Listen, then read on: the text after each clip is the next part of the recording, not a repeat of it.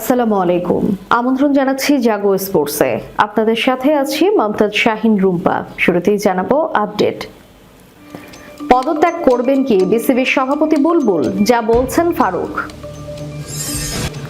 দুদকে আসিফের নামে অভিযোগ করা নিয়ে মুখ খুললেন সাকিব। নিউজিল্যান্ডকে হারিয়ে পাকিস্তানের আশা বাঁচিয়ে রাখল ইংল্যান্ড। সাকিবকে নিয়ে বোর্ডে যা করার ছিল করে ফেলেছি ফারুক।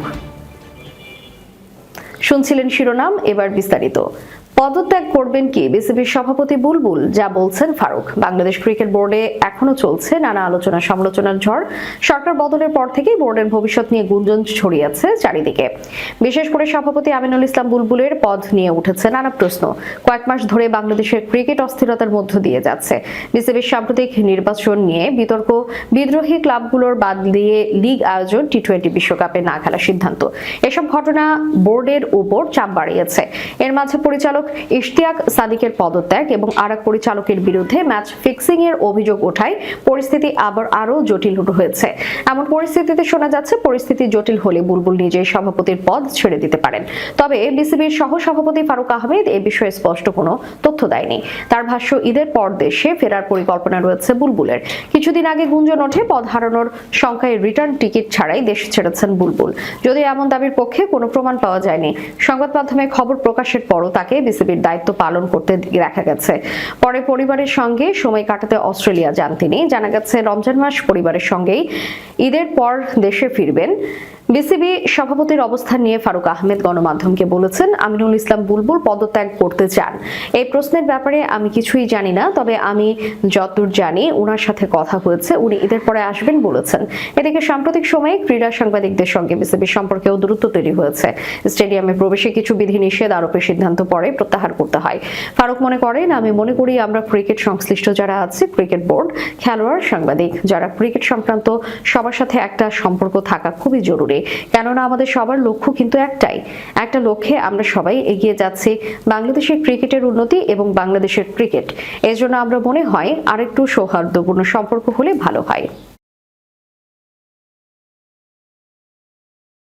দুদকে আসিফের নামে অভিযোগ করা নিয়ে মুখ খুললেন সাকিব। বৃহস্পতিবার দুপুরে সেগুনবাগিচায় দুদকের প্রধান কার্যালয়ে সাবেক অন্তর্বর্তীকালীন সরকারের যুব ক্রীড়া উপদেষ্টা আসিফ মাহমুদ সজীব ভুঁইয়ার বিরুদ্ধে অভিযোগ দাখিল করেছে আওয়ামী লীগের সাবেক সংসদ সদস্য এবং জাতীয় ক্রিকেট দলের সাবেক অধিনায়ক সাকিব আল হাসানের একদল ভক্ত। সাকিব বিডি ক্রিক টাইমকে জানিয়েছে এ বিষয়ে তিনি কিছুই জানেন না। গত কয়েকদিন ধরেই বাংলাদেশের ক্রিকেট পাড়ায় আলোচনায় সাকিবের নাম। সাকিবকে জাতীয় দলে ফেরানো নিয়ে কথা বলেছেন স্বয়ং বোর্ড পরিচালকরা। সাকিব আবার দলে ফিরবেন কিনা সেই বিষয়ে যখন আলোচনা চলছে, তখন আরেক নতুন ইস্যুতে উঠে এলো তার নাম। সাকিবের কয়েকজন ভক্ত দুদকের প্রধান কার্যালয়ে গিয়ে আসিফ মাহমুদের নামে অভিযোগ দাখিল করেছেন 26 ফেব্রুয়ারি। তারা বিশৃঙ্খলা সৃষ্টি করে এই অভিযোগ দাখিল করেন। তবে সাকিব বিডি ক্রিক টাইমকে নিশ্চিত করেছেন যে তিনি এ বিষয়ে কিছু জানেন না। সাকিব বলেন, আমরা কোনো ধারণা নেই এগুলো নিয়ে। নিউজিল্যান্ডকে হারিয়ে পাকিস্তানের আশা বাঁচিয়ে রাখল ইংল্যান্ড। শেষ চারের টিকিট আগেই কেটেছিল ইংল্যান্ড, তবুও ধার কমেনি খেলায়। নিউজিল্যান্ডকে উড়িয়ে গ্রুপ চ্যাম্পিয়ন হয়ে সেমিফাইনালে যাচ্ছে থ্রি লায়ন্সরা। কলম্বোতে নিউজিল্যান্ডের বিপক্ষে শুক্রবার 4 উইকেটে জিতেছে ইংল্যান্ড। তাদের দিয়ে 160 রানের লক্ষ্যে 3 বল বাকি থাকতেই পেরিয়ে গেছে থ্রি লায়ন্সরা। জয়ের নায়ক উইল জ্যাকস।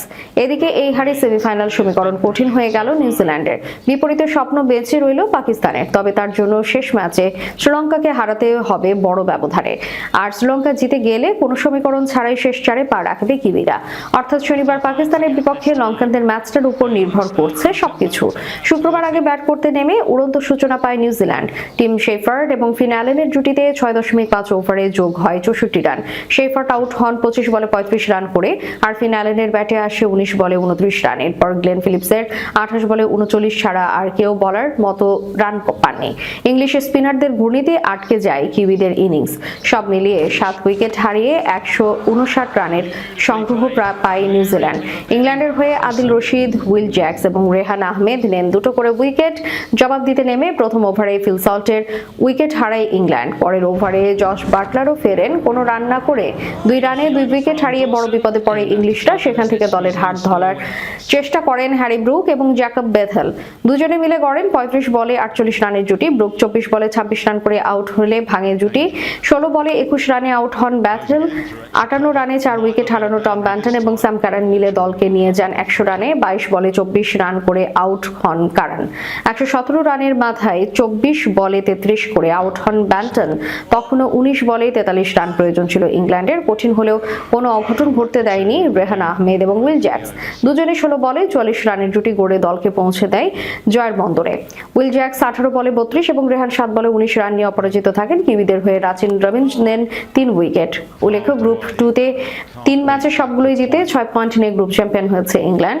সমান ম্যাচে 3 পয়েন্ট নিয়ে গ্রুপের 2-এ আছে নিউজিল্যান্ড আর 1 পয়েন্ট নিয়ে পাকিস্তান আছে 3 নম্বরে। যদিও পাকিস্তানের আরও একটি ম্যাচ বাকি আছে। শেষ 4-এ যেতে হলে পাকিস্তানের জয়ের কোনো বিকল্প নেই। সেই সাথে মেলাতে হবে রান রেটের হিসাব। আর পাকিস্তান যদি হেরে যায় সেক্ষেত্রে গ্রুপ রানার্স আপ হয়ে শেষ 4-এ খেলবে নিউজিল্যান্ড।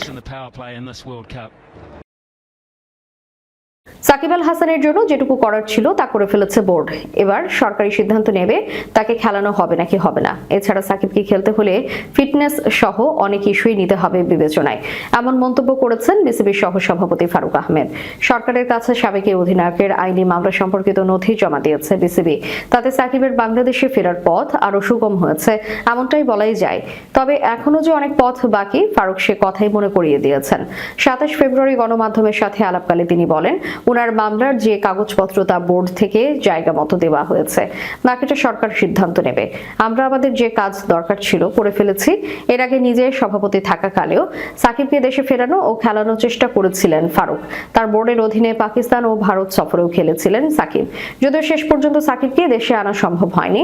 এবার সাকিবের খেলার সম্ভাবনা কতটা জানতে চাইলে সাবেক অধিনায়ক বলেছেন, আলাদা না, আগে পরিস্থিতি যা ছিল তাই। আমরা জানি কেসটা কতটা গুরুত্বপূর্ণ।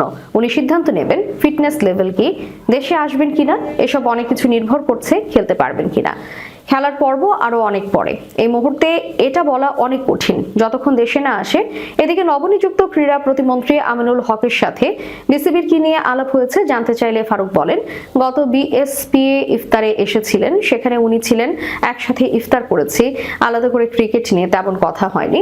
বিভিন্ন ফেডারেশন থেকে ডেকেছিলেন 2 জন করে, শুভেচ্ছা বিনিময় হয়েছে আমাদের সাথে। ওনার ভিশন বলছেন ক্রীড়াঙ্গনে কি করতে চান, আমরাও আমাদের কথা বলেছি। আরো নির্দিষ্টভাবে যদি ডাকে সহজ হবে। ক্রিকেট, ফুটবল যাই বলুন, সব মিলিয়ে করলে সুবিধা হবে।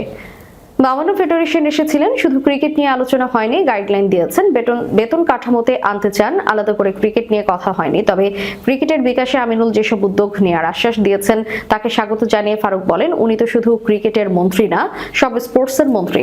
যেহেতু উনি প্রাক্তন খেলোয়াড়, আগে উল্লেখ করেছি উনি যেভাবে অসুবিধাগুলো বা কোথায় কোথায় কাজ করলে তাড়াতাড়ি হবে মাঠের কথা উল্লেখ করেছেন। স্টেডিয়াম দরকার নেই, মাঠ দরকার, এটা আমরা বোর্ডও মনে করি। একটা ভালো উইকেট, একটা ড্রেসিং রুম, সুন্দর মাঠ আর প্র্যাকটিস ফ্যাসিলিটি যত তাড়াতাড়ি করা যায়। প্রত্যন্ত অঞ্চলের মেধাবীরা মেধা প্রদর্শন করবে এবং সিস্টেমের মধ্যে ঢুকে যাবে। শেষ করার পূর্বে সংবাদ শিরোনামগুলো জানাবো আরো একবার। পদত্যাগ করবেন কি বিসিবির সভাপতি বুলবুল, যা বলছেন ফারুক। দুদকে আসিফের নামে অভিযোগ করা নিয়ে মুখ খুললেন সাকিব। নিউজিল্যান্ডকে হারিয়ে পাকিস্তানের আশা বাঁচিয়ে রাখলো ইংল্যান্ড। সাকিবকে নিয়ে বোর্ডে যা করার ছিল করে ফেলেছি ফারুক। এতক্ষণ আমাদের সাথে থাকার জন্য ধন্যবাদ। আল্লাহ হাফেজ।